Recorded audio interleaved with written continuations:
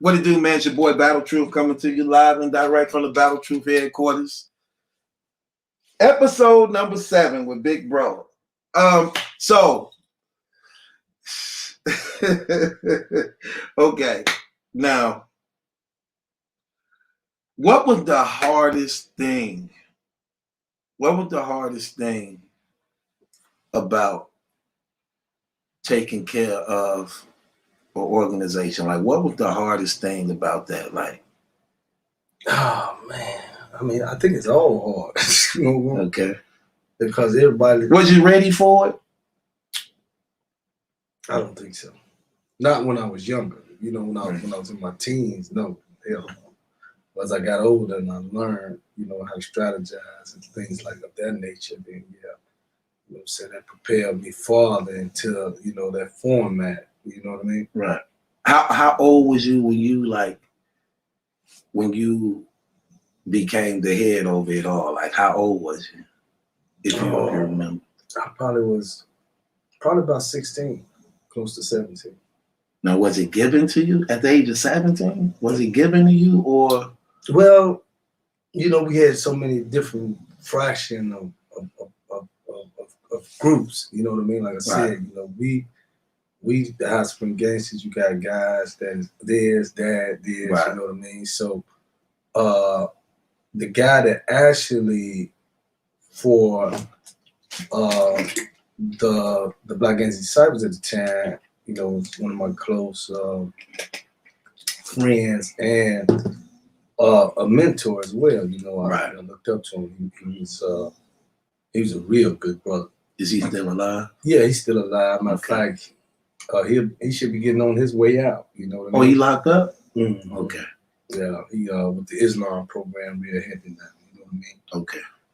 The Most Science, Most American. Most American, yeah. The Noble Drew Ali thing. So this was crazy because I wasn't expecting it. You know, I already got my own thing that I'm doing with my own. Are y'all still called the G Boys? No, we the Hot Spring Gangsters now. 100% thorough in. So he come to my house one day, man. I'm like, what's up? Because at that time, you know, we called, you know, everybody, he was known as Don. He was known as the Don? Yeah. Okay. So he like, look, man, you know, I know you care more about this. You know, you really, you know, this is where your heart at, you know. And he then started smoking, you know, with the drugs. So he like, look, man, you know, I know you got your own little thing, you know what I mean? Right. But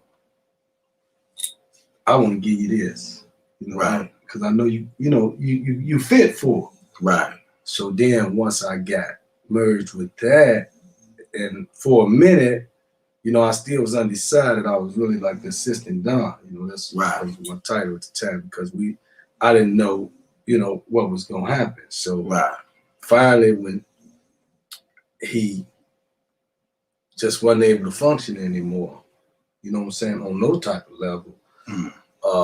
He threw it in my lap. I'm like 16, something like that. And he told you privately, or did he do it openly? No, he came to the house, and set me down, and, you know, gave me the keys. And how did you tell everybody else? It wasn't no meeting or nothing? No, because at the same time, his fraction was broken because some of his guys had tried to do a coup, would like rebel against him and take over and stuff like that. So the fraction that wasn't broken, they respected it anyway because they knew y'all relationship. Right. And even the fraction that was broken, you know, they was aware of me. So, you know. So they knew you were valid. Yeah. They knew, you know, that, I mean, they were still, because they was older guys. You got to remember, these guys already in their 30s, man. Right. You know what I mean? You know, and a lot of people was upset because of my age. You know what I mean? Right. So, especially people who figured that it should have came to them. Yeah. But, you know, most why did you think he chose you? Because I had a sober mind. You know, I wasn't on any type of okay. I didn't do anything. I want to do is bust that pistol. So you believe not only did he know what you were capable of doing, but he was looking at leader quality, but who actually and already had my own crew anyway. who have the best, Right. who would literally have the best interest for the mob, basically. I think if you can build a nice team of your own and without no help, and a person see that what you have done already on your own, right? You know what I mean? It's an investment, you right? know what I mean? Yeah. Once he got back to his normal self, right? You know what I mean? The door was still open for him to do whatever he wanted to do. I was gonna make sure everybody respect it. Right. You know what I mean? Right. But the guys that like Larry Mann guys and everybody that he knew, that wasn't the way it worked. Right. You know what I mean? Right. When you put them shoes on, them your shoes. You know what I mean? So you 17, running, calling it. Yeah. Did that make you operate differently, or you just operated the same as you've been doing because you was already running your own thing? Well, first I had to do was kill all these different titles of cliques. We got IG, right. We got all these different cliques, man. Right. So naturally, the next phase was GD or nothing. So being a leader, some of the best leaders makes those who once was in the field, basically, because you understand what happens in the field. I feel they do. Yeah, from the secrecy of cliques and the betrayal boiling and how people being little sets. And they can take pressure. Certain pressure that most people can't take, Right. No, most people don't even know how to set up a structure. You know what I mean? Right. Before you build a house, you're gonna have to have the foundation of the house. You know what I mean? Right. And then you start to go into components. Like the kitchen, the bathroom. Right. Then you got to also be able to strategize within your own crew to have. You got to know what everybody need to do. Right. Because I don't care what nobody said, man. Everybody is not a real street dude like out there, putting in work and stuff like that. No, you know what I mean? Everybody's not like that. So for those guys who not really a street gangster, right, you got to put them where they need to be. You know what I mean? He's a carpenter. He need to be doing carpenter work. This guy's a plumber. He need to be. You know what I mean? That's what I mean by strategizing. You got components in your match. Right. Everybody ain't shooters. Everybody ain't hustlers. No. If you do that, you're going to jail. Right. Because you're gonna take a guy that's not in him to do that. Right. So why would you push him on that, and then when he tell on you, you're mad? Right. You know what I mean? Right. A lot of people when they join street gangs or cliques or social club, they are doing that because something is right at the home. Right. You know what I mean? So now you out here just mad at the world. You know what I mean? Right. Because you don't have a stable home. You know what I mean? Your mother may be smoking. Your father may be in prison. Right. You know what I mean? Something is messed up in that household for you to be out here on the streets in the first place. Why are you out here? Because ain't nothing out in the streets but death. Right. No matter how you cut it. You know what I mean? So what do you do when you know that, and now here go the young guys that age trying to be up under what your thing is? Like, did you feel obligated to some type of way to bring them in because you know what they coming out of or what they less fortunate with? Because a lot of, like you said, some of these young guys hit the streets. Like I'm gonna say to me to some degree too. Like I got kicked out without having a place to go. See what I'm saying? I understand. The only thing was that was the streets. Right. Because I got kicked out of my home, literally. Right. So, and I'm pretty sure you came across that on more than one occasion. Multiple occasions. Yeah, that's, that for us, that's like a regular thing that happened on the regular. You know what I mean? Where, you know, the parent or, you know, whoever is supposed to be responsible for the child is actually, you know, making it worse for the child. Right. You know what I mean? Because if your kid is not at the house, then, you know, you out in the street doing something that they shouldn't be doing. Right. You know, that's why you got a curfew for kids in the first place. You know what I mean? To keep them out of trouble. Get in the house. Nothing out here on the street. You know what I mean? Right. So yeah, that, you know, and I don't care if you're in Brooklyn, New York, or, you know, San Francisco, California. Right. It is the same when it comes to the ghetto. You know what I mean? The main problem with the ghetto is fractured families.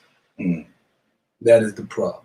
Now, how do you fix that problem? That is an even bigger problem, trying to solve that problem. You know what I mean? Because it's going to go by individuals, you know, and then everybody got to be on the same page. You know, I can't help you if you don't allow me to help you. Right. You know what I mean? Right.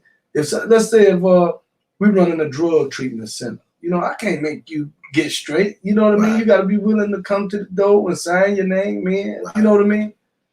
And be a patient on your own. I can't force you to be a patient. You know what I mean? And that is the number one problem you're going to face when you're trying to solve that. You know what I'm saying?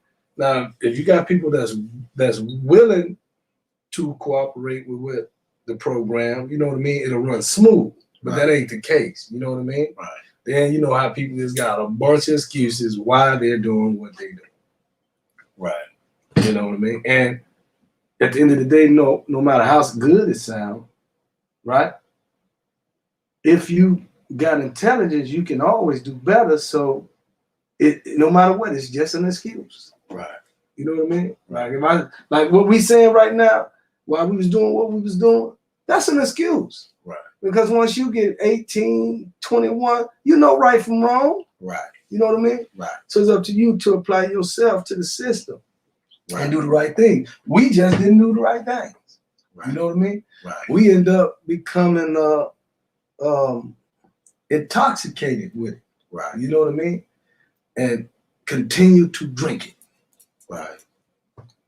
Until eventually it actually eats you from the inside out. You know what I mean? Right. Before you know it, you're washed up. You're one of these guys. What? I don't know. How many buildings can you stack up? Because that's how much time they'll give you for the Right. And they, you know, you see these guys, they, you know, and I've been there with these guys on death row and everything else, and they sitting there, and every day of their life they crying. You know what I mean? Miserable, and they hate everything. Right. Because they don't have anything. They don't even have their own life. Right. Now, who wants to live in a condition like that? Right. You know. First of all, you know how people saying they're a gangster? Right. That's not a gangster life. You know what I'm saying? A gangster is a self-preservation person, which means they're going to do whatever is beneficial to them. You see what I mean? Mm. Not the cage. Right. You know what I mean? They ain't trying to go in their cage. Let me ask you this. So, and being like the leader of the mob, and did you ever watch like mob movies or read books on mob things? Yeah, but when you live in that, you know, see, a movie will fascinate somebody that's not from that world. Right. But when you live in that world, we are the movie. Right. You know what I mean? And I'm going somewhere with this because what I really want to say is, in watching mob movies, did you ever find yourself looking at where they went wrong type stuff? Of course. Like, give me an example. Tell me, then give me an example. I was telling you that I've always learned from others. Anyone you want. Right. I'm gonna take the water. I learned that, you know, sometimes it's better. Now I ain't gonna say sometimes. 99%. 0.9% of the time, it's better to learn from somebody else's mistake than actually making that mistake for your own. Right. Now, this guy that went out here and did this, and now they didn't give him a natural life sentence in 25 years. Right. What did he do wrong? All right. You look at that. Right. You know what I mean? And that's part of your defense. You know what I mean? Is not to make the mistake that he made. That's your defense. Right. You know what I mean? Right.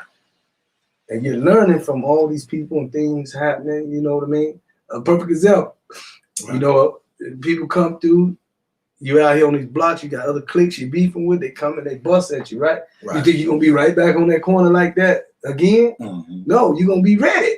Right. You know what I mean? Because you learned from the first guy that got shot and killed. Right. Right. You don't want to be like that. You don't want to be that victim. Right. So yeah, you know, that is something that a lot of people don't talk about, man. You know, and that's wisdom. To be able to see something happening somewhere else and apply it to yourself and say, hey, look, I'm gonna learn from that, so I won't make the same mistake. Okay, I want to end this right here because I want to take it up another notch and ask you something.